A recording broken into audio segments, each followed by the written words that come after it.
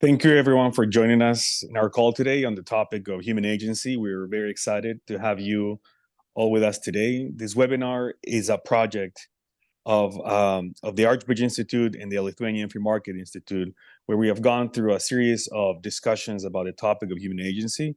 And we will shortly release a website focused on our own agency with different perspectives, different resources that people can read, can research more. But for now, we have a great panel of experts today that are going to share their wisdom, their expertise with us, and they'll define agency, I think, much better than I can. But in short, when we think about agency, it's the ability to exercise control over our lives, to feel that we're in control and that we can take actions that improve our lives, or that we're responsible for what goes wrong in our lives if we're not taking action. And as we will hear today, it affects many spheres of daily life. It's a concept studied in academia, but that is crucial for the real world outside of just research and textbook. It matters for social mobility, for policy and politics more broadly, but it matters certainly for human flourishing, for human progress, for mental health, and many other socioeconomic topics. And it should matter for anyone, I think, who thinks that everyone should have a chance to fulfill their human potential. So today, our expert panel of researchers and practitioners will share insights from their own work, and I'm really excited you will get to hear from people who are passionate about the topic, but also exercise their own agency in the study of agency and leading projects, research programs, organizations that embody the lessons and importance of having agency. So each presenter will have 10 minutes for their general comments. We'll have time for Q&A at the end. I will introduce everyone first, and we will move in that order. And then there's a Q&A function there, as you can see, as we were commenting there through our account, that you can go in the Q&A section and just put in your questions. So we're going to start with Clay Routledge. Clay is the Vice President of Research and Director of the Human Flourishing Lab here at the Archbridge Institute. He's a leading expert in existential psychology. His work examines how the need for meaning and related psychological motives influence and are influenced by cognitive, affective, and self-regulatory processes, individual differences, momentous life experiences, personal and professional goals, relationships, spirituality, and religiosity. And second, we'll have Elena Leontjeva, who co-founded the Lithuanian Free Market Institute in 1990 and acted as its president from 1993 until 2001. Currently, she's president of the Institute and serves as the chairwoman of the board. She has directed research and policy advocacy at the Institute while playing a key role in the country's transition from communism to capitalism in the 90s. So since 2007, she studies the phenomena of lack. She has pioneered and led multidisciplinary research on scarcity and lack, uniting philosophy, theology, anthropology, sociology, psychology, and economics. Then we'll have Ian Rowe, who's a senior fellow at the American Enterprise Institute, where he focuses on education, upward mobility, family information, and adoption. But Mr. Rowe is also the co-founder of Vertex Partnership Academies, a new network of character-based international baccalaureate high schools in the Bronx, New York. And in 2022, he published a great book that I recommend everyone to read called Agency, the 4-Point Plan for all children to overcome the victimhood narrative and discover their pathway to power. And last but certainly not least, Amelia Nickerson joining us from First Step Staffing, and where she started in 2018 and was appointed CEO in May 2020, if I'm not mistaken. Amelia has more than a decade of experience as a fundraiser, volunteer, and board member for nonprofits across the Southeast.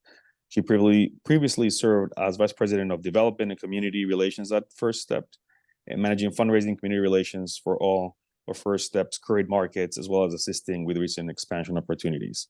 So we're going to start first with Clay. And please take it away, Clay. Thank you, Gonzalo. I'm going to share my screen here real quick.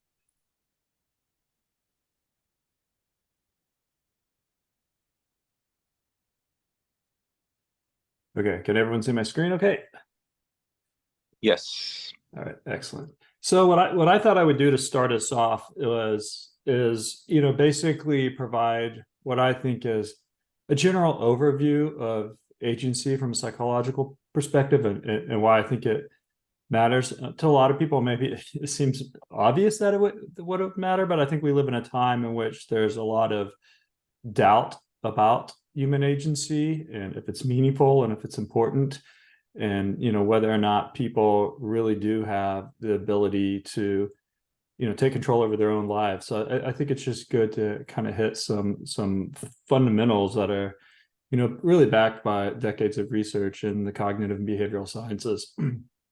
So Gonzalo already noted this, but I think it's worth, you can have other definitions. There certainly are other definitions, but I like to think about agency as really the self-regulatory and motivational capacity. So it's our ability to regulate our own goals and behaviors and attitudes.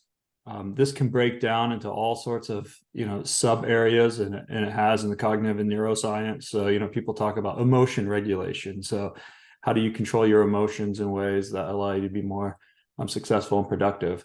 But we can think about this pretty broadly here. Another way I think that's worth thinking about it is how human agency is distinct, and that really helps us understand how the way we navigate the world is different than the way other organisms navigate the world. So we have this incredible cognitive sophistication that allows us to really turn inward and and introspect.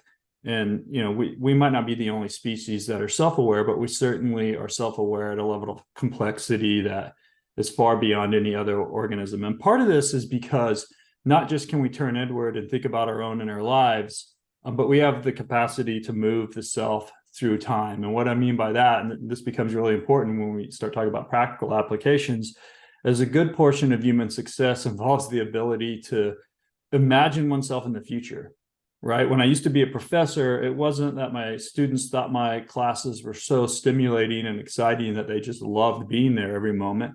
What they were doing is saying, this is important for a goal to pass this class at the end of the semester, which is important for a bigger goal, which is to get my college degree, which is important for a bigger goal, which is to pursue my career aspirations and long-term goals. And so that ability to move the self through time, to run these kind of mental simulations is important. Obviously, that involves a considerable amount of imagination too. So we can think about all sorts of things that have or haven't happened to us. This can cause a great deal of anxiety, of course, because we can think about a future of all sorts of horrible things that could happen, but it also allows us to really plan and to put ourselves into situations that we can strive for. And all of this leads to the ability to make complex decision making. And, there are behavioral scientists that obviously go really, really deep in this and talk about different ways decision trees are made and how people, make certain calculations and bring online all sorts of different motivational processes to do that. But the point of this is we're doing this at a level that no other organism is. And this really is how we're able to plan for the future and to have long-term goals. I'm not going to, spend much time on this. I just thought it's worth people thinking about. Like, there's all sorts of different concepts in psychology and sociology and other fields that are different ways of talking about agency, maybe, from slightly different angles, but I all converge on this theme that humans have a lot of agency. So, there's a concept called self-efficacy, which is really about one's belief in their ability to be agentic, which I think is important. It's like, to be agentic, you have to kind of believe that you can be agentic. Self-control is more of like the mechanics of how you actually control your thoughts and behaviors. People have probably heard of this concept, locus of control, which is the extent to which people attribute their outcomes in life to their own, responsibilities. Like I studied hard, so I did well on a test, versus the professor's unfair, so I did poorly. So that kind of internal versus external obviously has important implications for agency. There's a theory called self-determination theory that really focuses on the human fundamental need for autonomy. It doesn't matter whether you're from an individualistic culture or collectivist culture. At some basic level, people don't like to be controlled, right? They don't like to be coerced into doing things. They like to feel like they have freedom to make choices. That now those choices might involve different, adopting different cultural beliefs. But at the end of the day, people don't like to be forced to do things. Hope is another important variable. And the reason I bring it up is because it's really distinct from optimism. And the way it's distinct is agency. So optimism is just like a general attitude that good things are going to happen in the future. Whereas hope adds in an agentic element. When you feel hopeful, essentially what you're saying is that you're going to engage in efforts to make that future happen. And this is often studied in terms of what's called pathway thinking or strategic thinking, is sort of the specific things you're going to do to make that future happen, and agency thinking, that belief in yourself that you can, that you can make those changes. And then finally, an area that I'm particularly interested in is what I refer to as existential agency, which is related to all these themes, but really focused on the human quest for meaning in life. Humans have a fundamental need to believe that their life is meaningful. When we feel meaningful, we're healthier, we're happier, we're better citizens, we're better neighbors, we're better family members. But part of that ability to feel meaningful is on us, right? It's in the sense that we can be architects of our meaning. So that's just to say, and there's other concepts too, but that's just to say, when people see the word agency, and sometimes they ask questions, well, what do you mean by agency? And do psychologists actually think about this stuff? Or is there any evidence for this? There's all sorts of evidence across all these different key terms, and there's whole areas of research focused on those different concepts. Another way to think about this, or an important way to think about this, is the connection between agency and action. Agency isn't just a mindset. It might start with a mindset, like a belief, like a self-efficacy belief in yourself, but really agency is turning those beliefs into actions. And so you believe in your ability to change your life circumstances, and then you start regulating your thoughts and emotions and goals in ways to move towards changing those circumstances. And all that involves, at the end of the day, behavior. So we can think about this in like a forward moving direction that starts in the mind and moves outwards. But I think another way to think about it is in a self-reinforcing way, which is when people feel agentic, they act agentic. And when they act agentic, they start to get that feedback of, wow, I can actually do things that improve my life. And that reinforces that confidence and that belief in oneself. And so you can also imagine it being the reverse, and why it's so bad to undermine agency is when people start to feel like they're, start to see bad things happening in their lives and feel like, well, I don't have any control over that. That also reinforces the other direction, that then they lose their hope and their sense of agency, which makes them less likely to regulate their behaviors, which makes them more likely to feel like they were right, that they don't have agency. So it's important because agency is a critical component of human flourishing. Obviously, it gives people the ability to change their lives. I think it's worth noting that, people will point out, well, there's a lot of things outside of your control. You don't control your genetics. You don't control who your parents are. You don't control where you were born. You often don't control what neighborhood you grow up in or what school you go to, or there's a lot of life circumstances that are outside of your control. To believe in agency isn't to reject any of that. To believe in agency is to say, yes, there's a decent portion of life that you just don't control, but in the domains in which you can exert some control, you can make a real difference in changing your life circumstances. And this is important because this can improve your mental health, your physical health, your relationships, your career achievement, and ultimately it supports economic mobility. Agency allows people to use strategic planning to manage self-control weaknesses. So another criticism I often see of agency is someone will say something like, well, Clay, isn't self-control 50 to 60% heritable? So aren't there just some people that aren't good at agency or aren't good at controlling their behavior? And, one of the reasons I provided all those previous concepts is it shows how multifaceted agency is. So yes, you could say, I'm not good at controlling myself. If I have a bag of potato chips in front of me, I'm going to eat it. But agency allows you to do strategic planning. This is why I don't keep potato chips in the house, because I know that's a self-control weakness. So it's not as simple as like an immediate impulse control. Agency is about planning your life in ways to know what your vulnerabilities are, to know what your weaknesses are, to know what your strengths are, and to try to build a life around that. So you're not overwhelmed with temptation. So you're not in a situation where you make bad choices. So I think it's good to think about that higher level of agentic planning. And also it's important to note, even though there are genetic components to self-control, like a muscle, agency can be strengthened with exercise. I'm not a natural athlete, for instance. There is such a thing as natural athleticism, but what I can do is benefit from exercise. There's still a lot of benefits for me participating in sports and engaging in physical exercise. I'm probably never going to win a marathon, but that doesn't mean I can't train for one and get the health benefits from it. So I think that's another, criticism of agency that's not that's kind of not fair. Agency also drives human progress because it energizes the entrepreneurial and innovative activities that make a society flourish. when people believe in themselves, they're also more likely to believe in other people's agency, which makes them better at cooperating and working together. As noted, agency is key for human progress and flourishing. We have a number of growing mental health problems in our society, and agency is a big component. So just a couple quick stats. In 2022, one survey found that 50% of Americans, adults under the age of 30, reported that they often feel or always feel anxious. Another Gallup survey from this year found that 25% of adults under the age of 30 reported that they have depression. So whether we're talking about a protective factor that reduces your risk of having these mental health problems, or a way to recover from them, agency is key. So even if you think about kind of traditional cognitive behavioral therapy, a big reason a lot of it is ineffective is people aren't treatment compliant, right? They're not doing the things that the therapist tells them to do. We all know about, people often, see these things, or here's things you should do to improve your mental health, like physical exercise, get plenty of sleep, all of these different things. That requires you actually doing those things. Those things don't just happen to you.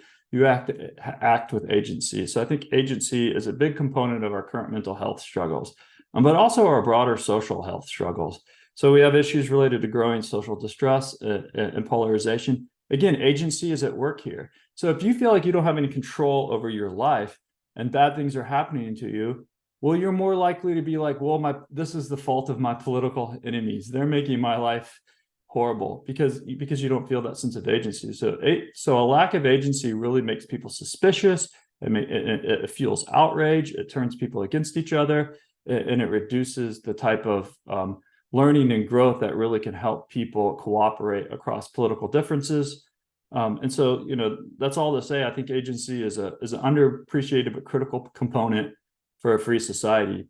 If you want to maintain the freedoms that have allowed our country to flourish, you really need to support efforts to promote agency. And then I'll just close with this because it's one of my favorite quotes from Viktor Frankl's Man's Search for Meaning. And I think it's I think it's such a great quote because what he's pointing out here is that even in the worst circumstances where you are being physically controlled, like you have this physical external control, even a mortal threat, right? People still have something inside of them. They still have this light of the spark of freedom that allows them to make moral decisions, even to the very end in the worst of circumstances. And thankfully, that's not the situation most of us are in most of the time. But it's a good reminder that of the power of human freedom. Excellent. Thank you very much, Clay. We're gonna continue with Elena, and as I mentioned before, we have there's a Q&A function there that you can see on your screen. So if you have any questions, you can start putting them now for any of the speakers. But we'll move for Q&A at the end. Elena, please take us away. Great to have you. Hello, everyone. As Gonzalo has mentioned, we have studied the phenomenon of scarcity and lack for almost 10 years, and it is exciting to see how much understanding of lack can enhance our human agency. Let me explain what I mean by lack. Lack is any kind of incompleteness, imperfection, and we are all surrounded by lacks. And our studies have found out that lack is one of the three primordial principles. It's an origin alongside with form and matter. It's a source of everything becoming, changing, coming to being. So here is a small a card which shows the result of our work in brief when we translated lack and many aspects of lack into potential, space, possibility, impetus. So getting to the agency, it is important for human being to understand that we never act in completely perfect conditions. And this is a trap for many people because they are awaiting for some conditions to improve in order to be able to achieve something. So conditions are never perfect. And this is a liberating knowledge. There will always be lack of our knowledge. And when we aim at achieving something, we first of all have to advance ourselves. A poet always lacks masterhood to express in words his inspiration. A painter also lacks capacity to paint what he sees in his vision. In any action of man, we lack material resources, we lack knowledge, we lack community of other people, and that's how we come to unite our efforts and act together. So our studies have shown that imperfection and lack is a space of human action. And we are always creating only because there is lack outside us and inside us. This is really inspiring message, and I could claim that a human agency is not complete until we understand this importance of lack, until we embrace lack as a space of our action. And we can only achieve and dream of something which is not yet here because it is not yet here, it is lacking. So this is very, very liberating knowledge, and it is all around us in our creativity, in our productive work, in looking for friendship, mutuality. It's all springs of lack when we take it as a positive, when we take it as a springboard for our action, communication, and so on. Now, the risks come especially from the modern state, when people are inclined to delegate so many functions to the state. And the more we delegate to the state, the less able we are ourselves to act on our own and to advance ourselves. And we flourish, we become ourselves only as we toil in this world. And history could even be seen as a continuous action of man responding to some scarcities, responding to some kind of lacks, imperfections, incompletion. So responsibility could be seen as a response to lack. So human responsibility, which of course is indispensable of agency, is our dialogue with lack, with some incompleteness. And the state really creates a lot of traps for the modern man. Of course, it's important to liberate someone who is in complete poverty, who is in complete incapability to act. But if the welfare and the solutions are always provided by the others, a person can lose the very character of a human being, and of course would be less and less able to behave as a free agent and to become more and more dependent on the state. So the less we act as in using our agency, the more we lose this capacity and the more the state becomes indispensable for us. And this is a very important warning for our civilization, especially now when the world feels living in a time of achieving complete perfection. You know, all rights must be guaranteed. Everything must be given at whose account? No one cares. I lack and you all owe me. So understanding of lack in our experience as scholars is so important also because when we act, we never achieve perfect condition, perfect outcome. And sometimes if we don't understand the logic, we can become disappointed. And we say, maybe I should not act so fervently next time, because last time I did not achieve 100%, and another time I did not achieve all that I wished for. So understanding that I will never achieve, completeness is also liberating, because that is not my barrier to action. That is really a possibility always to act. Even if I race to the high mountain, there will still be something which I will be lacking. Some perfection will always attract me as a human being.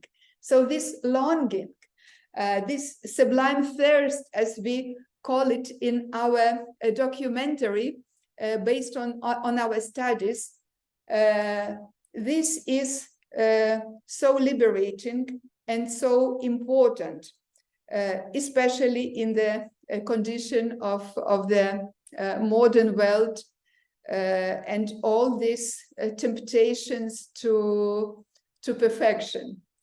So let's together study. Let's embrace the imperfection of the world around us and inside us. And let's enjoy this journey in fulfilling ourselves and completing the world. Thank you. Thank you very much, Elena. It was great. What I didn't explain at the beginning is what we're attempting to do also with the seminar, with the webinar, is sort of have a first part that's more of the theory, more of the research, as you've heard, some obviously practical applications, but then moving a little bit now in the second part with Ian and Amelia to more of the practice and how, and they'll talk about, I think, also research and things that they've read that they're doing, but more of the practice on how they work with agency in their own projects, in their own organizations. So please take us away, Ian. Good morning. Thank you, Gonzalo, and thank you for the opportunity to speak about agency and human flourishing. I'm speaking today really wearing two hats. As Gonzalo mentioned, I am a senior fellow at the American Enterprise Institute, where I research upward mobility, family formation, adoption, religion, education, entrepreneurship. But my work isn't just about theory. I work very hard to put my ideas into action, on the ground, operationalizing these ideas in the very communities that we are seeking to uplift. That's why the second hat that I'm wearing is as a school leader. Since 2010, I've led public charter schools in the heart of the South Bronx and Lower East Side of Manhattan.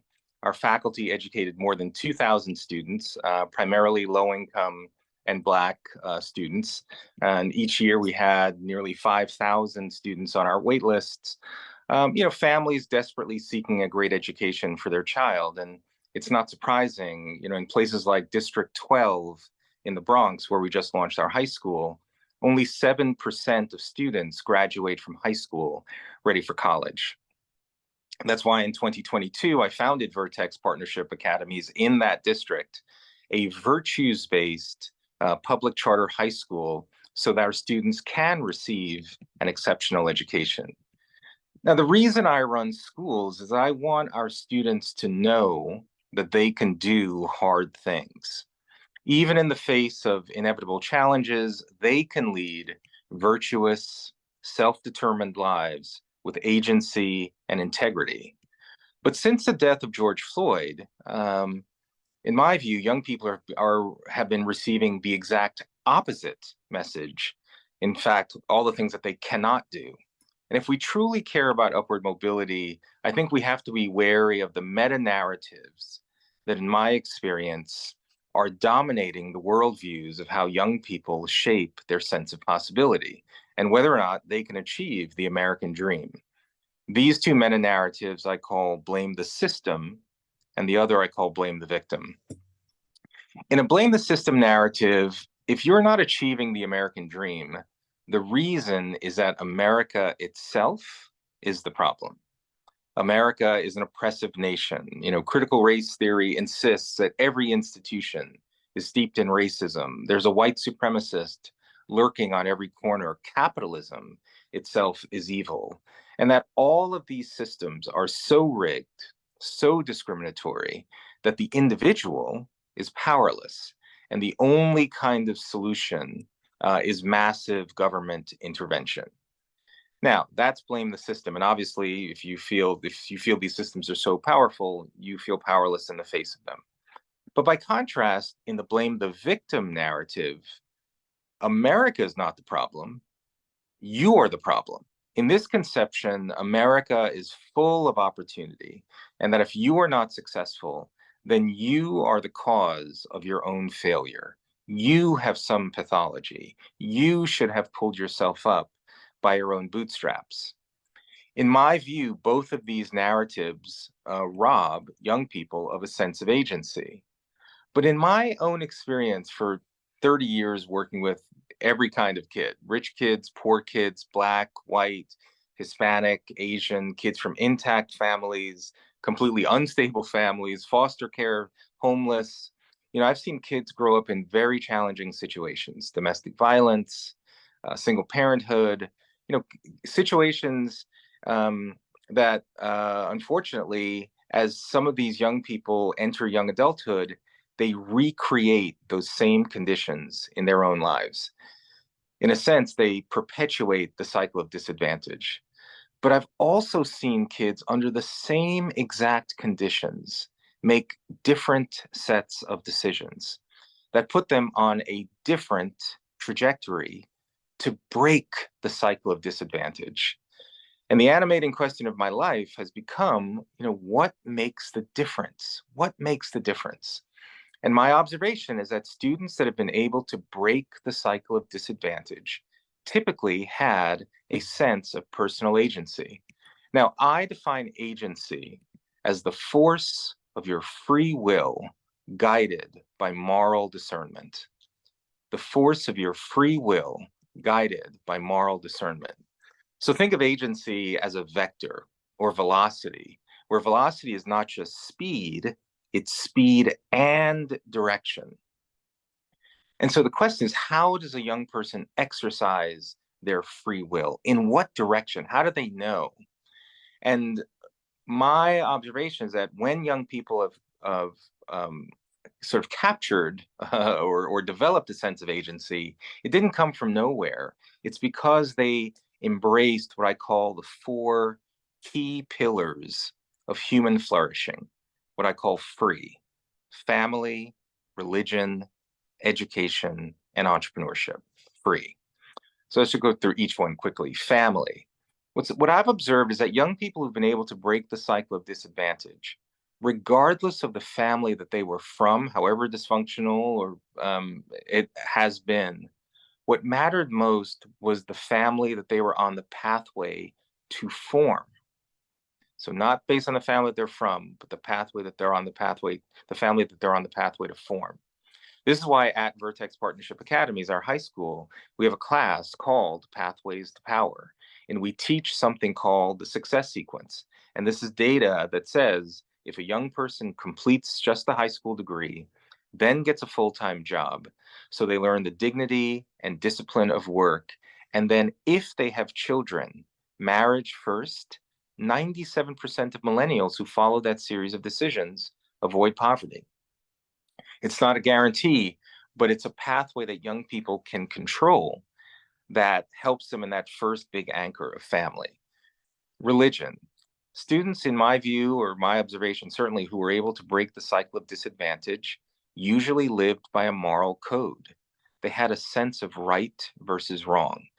And they usually had a personal faith commitment informed by an organized religion.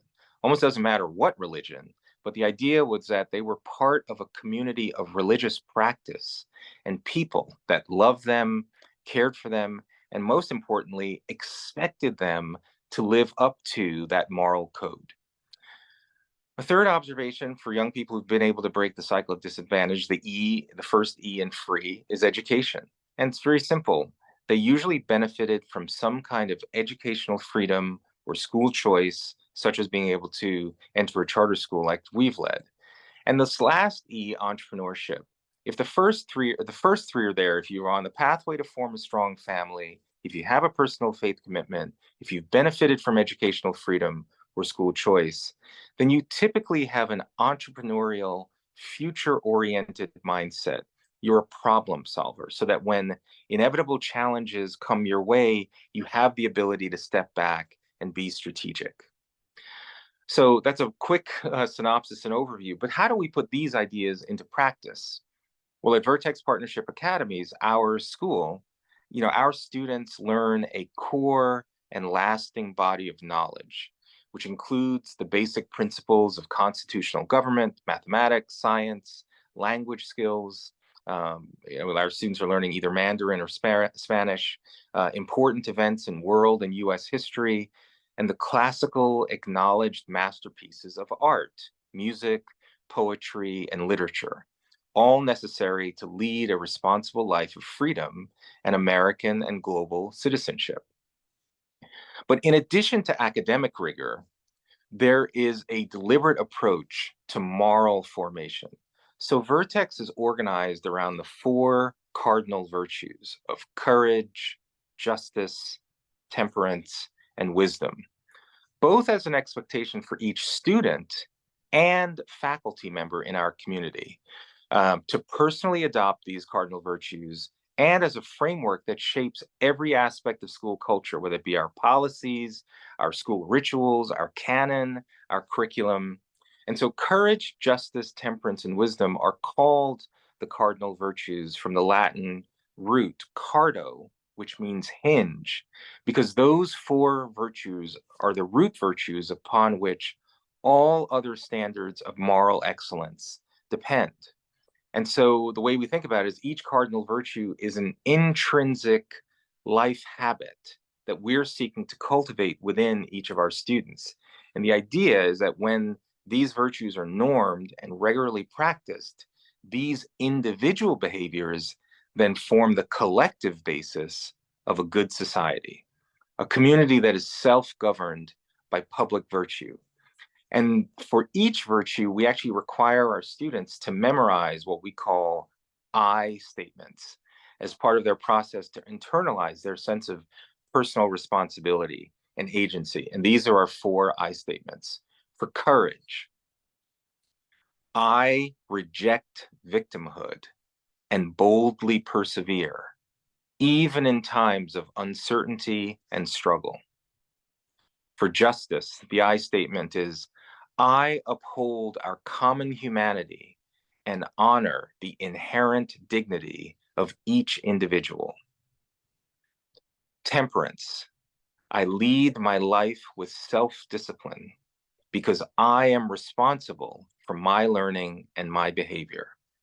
And finally, wisdom, I make sound judgments based on knowledge of objective, universal truth. That's what we hope our young people internalize for each of these statements. And the idea is at first they grasp the virtues here in your head, and ultimately they grasp it here in their hearts. And that is agency. Thank you. Thank you very much, Ian. That was amazing. Very inspiring. Next, we'll have Amelia go last. And as I mentioned, a few of you have already put some questions there on the Q&A function, but we'll get to those after Amelia. Please take us away. Thank you. Great. Well, I think I have a personal request, Gonzalo, that next time I don't have to follow Ian if we're having this conversation. Yeah. Wow. Wish I'd had some heads up on some of his comments. But I'm Amelia Nickerson. I'm the CEO of an organization called First Step Staffing. And folks probably wondering why somebody who is essentially running a staffing company even thinks about or talks about agency. And I will say in our day-to-day in our office, I don't know that the word agency ever gets bandied around, but you see it in practice and how we approach the work that we do, and ultimately the outcomes we're trying to help people achieve. So to give a little background about what First Step is, how we operate, we were actually founded by an entrepreneur in Atlanta, Georgia in 2007. Our founder, Greg, was an entrepreneur who had made some money in the business world and wanted to give back, but was really interested in trying to find a more business solution to a social problem. He met with leaders in Atlanta at the time. And at the time, one of the big focus areas was homelessness. And in Greg's mind, he did his research and nobody was talking about jobs and income when it came to working with homeless individuals. There was a perception that they couldn't work, shouldn't work, won't work. And in his mind, very practically, well, how the heck do you ever maintain housing without job and income? So set about a way to do that at scale with as many people as possible. Along the way, First Step has expanded significantly. Started in Atlanta. We now service 7 different states and employ close to 8,000 people every year.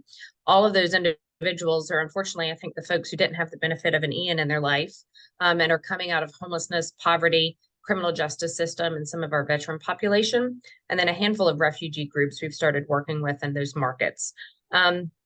And our process was very, very simple.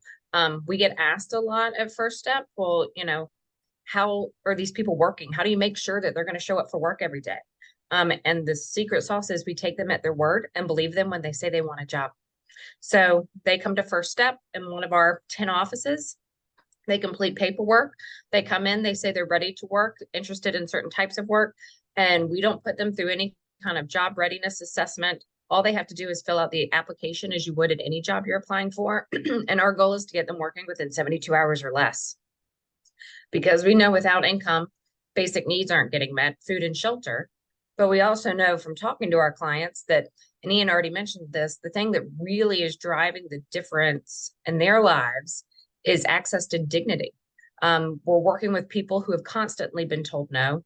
They've applied for jobs. That stereotype of can't work, won't work, too risky to employ follows them around for years. So they get told no.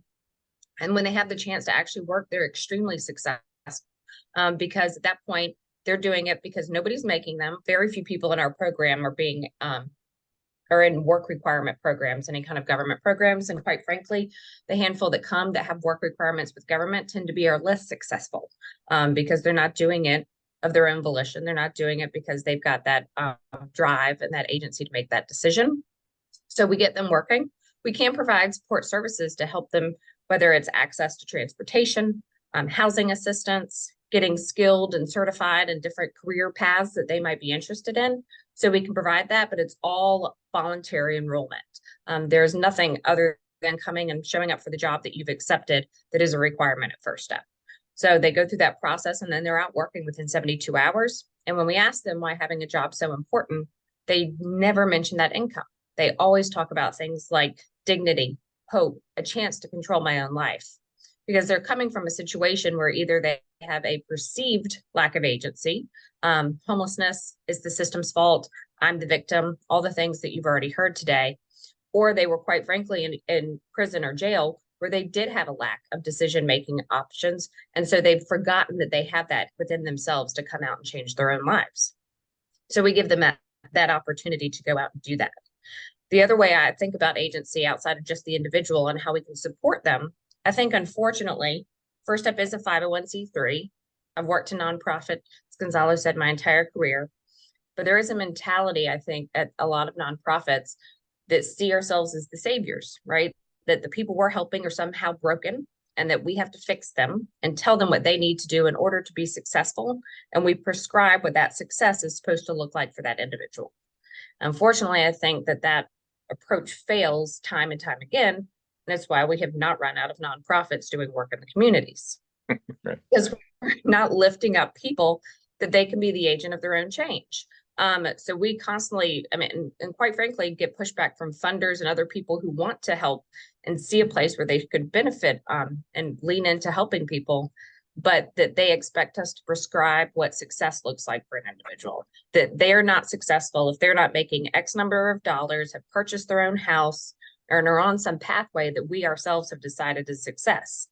So we've approached it in a very different way. And those individuals, again, that volunteer to enroll in some of the additional programs that we can offer, is to sit down with them and have a real conversation about where they see themselves and what direction they want to go. What are they interested in? How do they view themselves as successful? And let them map out their own path. And then we can be their cheerleader. We can be an assistant, help make sure they know where those resources are, and be an educator there and make those connection points. But it's not my decision on what that person is going to choose to do. So we just help walk alongside a path with them to help them achieve those goals rather than setting that goal for them from the onset. We're doing a lot of that work now when we're talking about training and upskilling. So if somebody is interested in getting a roofing license, but they also happen to be homeless and living on someone's couch, we don't tell them they now have to go figure out how to buy a house before they can enroll in a class. If they say that the thing that's most important to them is making sure they can go to that class, even if their housing situation is still unstable, we work with that first. So we don't have a set path that everyone has to go down. And we're seeing that have more and more and more success for driving that economic mobility than we would have had if we had a set program that everyone had to go through. I talked to a lot of other programs kind of in the workforce development space that set up programs that have varying degrees of success, but they have a lot of dropout in the beginning because there is a whole lot of prescribed classes, things that they have to go through that the person may not actually be interested in. They're interested in an end goal rather than getting there through that path.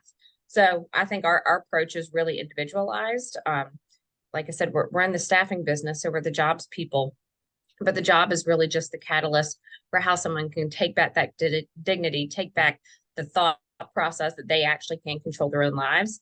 Again, I don't think we use the word agency ever in those conversations, but it really is about helping someone see that they are the ones that control the next step in their life, and that whatever that path is, that is their version of success, and we can support them through it. So it's been interesting to watch and see some of the psychology behind it, because I'm trying to take that back to my team and use it in the way that we talk to the clients coming to us. But I think our approach is really about how we can support the individual and support them in a way that they see as their best option for success. And we're seeing that start to really, really make an impact now at a national scale. And we'll keep putting in new cities and hopefully helping thousands more over the next few years. Excellent. Thank you very much, Amelia. That was great as well. I don't know if you all feel as inspired as I am right now, but it was a great conversation. I was seeing that there's a couple of questions already. I think it's the same question to everyone. What resources, books, studies, etc., do you recommend to learn more about agency and flourishing? We've put some of the content, what people have been talking about, in the chat so far, but obviously I would recommend Ian's book, as I mentioned at the beginning as well. Studies that Clay has done, Elena's LAC, Scarcity Project, checking out all the websites from everyone. But do you guys have any other recommendations that you want to give the audience of resources? Oh, sure. Marty Seligman is a great source. University of Pennsylvania has written for decades on agency, self-efficacy. Martin Luther King actually was very powerful, even though he often didn't use the word agency. He talked about, even if you were victims of a society, and obviously at the time he was around, he was very much led the civil rights movement, but you didn't have to take on a victim mindset, which is really powerful. So those are two immediate. But Viktor Frankl, The Man's Search for Meaning, every time I read it, I learn something more and new and inspiring from that. And Clay? Yeah, I totally agree with everything you said. Those are great sources. And also, not to plug our own efforts, but I think you mentioned this at the beginning, Gonzalo. We will be putting resources together on an agency website, that, the goal of being that they will be, regularly updated. So it'll be a good place to see research briefs, recommended readings, academics and other scholars who are studying this, as Ian noted, and hopefully that'll be a good place for, kind of a one-stop place where people can go and find a bunch of different resources from different disciplines and people approaching it with both in applied ways and in more academic ways. Excellent. Thank you to both. I don't see that we have any other questions for now. What I wanted to mention, as Amelia was speaking and as everyone else sort of putting forth their thoughts on it, is that it's exactly, I don't think we necessarily need to go out from this and as you said, Amelia, like use the term itself, but we all feel it in a different way or see it in our lives in different ways, and that's what the pursuit of human flourishing is. In the United States, we have the concept of the American dream, which is, I think, the most representative of what the pursuit of human flourishing is, at least in the United States. But in other countries, in other societies, other cultures, there's a ton of other ways to look at it. But the idea is that people want to fulfill their human potential, be better. So that's, I think, a universal, not truth, but universal pursuit of flourishing that can bring people together, that we can go out and talk to people and really engage with them and listening to them. What's your own path? Not prescribing so much. There's certain things that we can say, this will help you more or less, but certainly I think that pursuit of flourishing is something that at least I think we all in this call and are working on or are passionate about. But I think that that's something that can unify societies. You can bring people together, start conversations, and just push us forward as a human race, basically. But I don't know if you have any comments anyone wants to close with before we adjourn. Any final things that you may have not had time to cover that you would like to comment on, maybe based on what others have said? Elena? Yeah, it's I think we, especially in our work with the young people, we feel that there is always a temptation, to get some material goods for free, to achieve some aims with the help, of the government or somebody. And the biggest trick here is that a young person should know that if you get the fruit, but do not walk your path to achieve, you do not fulfill yourself. You cannot flourish. You cannot learn anything. And in every step, there will be some hardship. There will be some toil. You have always to overcome some difficulties. But this is good. So once you understand that this is good for me, this teaches me, that it enhances my capacities, my unity with the others. So then a human being would not want to get, any fruit without the effort. So I think this is the most important message that we could send to the modern world. And of course, also by our own example. I was so excited to hear all of the speakers, and I think each of us also represents someone who is an integral personality, because we climbed our way, because we helping others, we became who we had to become. So this is really, really important, inspiring example for others. Yes. Wow. Earned success is how I frame that. Very powerful. Yeah. I mean, I think in the space that I'm in, which is with a lot of social service agencies, so there is a way that you could both help and empower, that it doesn't always have to be a handout, that there are a lot of ways that you can still assist and help people, Ian's point and Elena's point, find a path to flourishing and still empower them to be the directors of their own lives. So it's not a one or other. I think we could do both. Excellent. Yeah. I would add for people, if you ever get cynical about the human capacity for self-determination, spend some time with children and observe a child riding her bike for the first time by herself, or learning to tie his shoes, or learning to swim. And you can see that spark right in their face. They can't hide it. It's raw, of what it means to do something for themselves. And and you can start to see that really, really develop from a very, very early age. You're right, Gonzalo. It's universal. It's part of what it means to be a human, is like, I have this potential within me, and there was something I didn't think I could do before, and it was difficult. I fell a lot, like it was, it was scary. It repeated lots of mistakes, but then when you see them pull it off, it's all revealed right there. It's amazing. Yeah. One of the poems that all of our students will learn is Invictus by William Ernest Henley, which probably most people are familiar with, but it's an incredible allegory about adversity and overcoming adversity. And the last two lines are just, I am the master of my fate. I am the captain of my soul.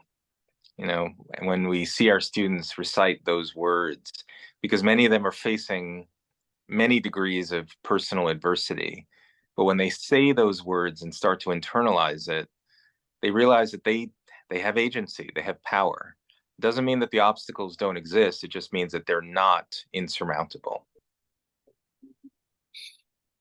That was a great way, Ian, to end us with with that great poem that I hope everyone knows, or if you don't know it, just please look for it. Those last lines obviously are amazing, but I think I don't want to say anything else, so we end on that great note. The only thing would be just that we'll have a recording of this event as well on that Agency Hub website, which will be up and running in a couple of weeks at most. So check out for that, and we'll send a follow-up email from everyone who participated in the call with more of that information. But please, well, I would say now, if people can help me thank you, but no one else obviously can clap. But from at least my perspective, thank you very much for great comments and for everything that you've said, that you shared with us. And I look forward to seeing you all in other events and other events and other participations that we'll be part of. Thank you very much. Thank you. Thank you. Thank you, everyone.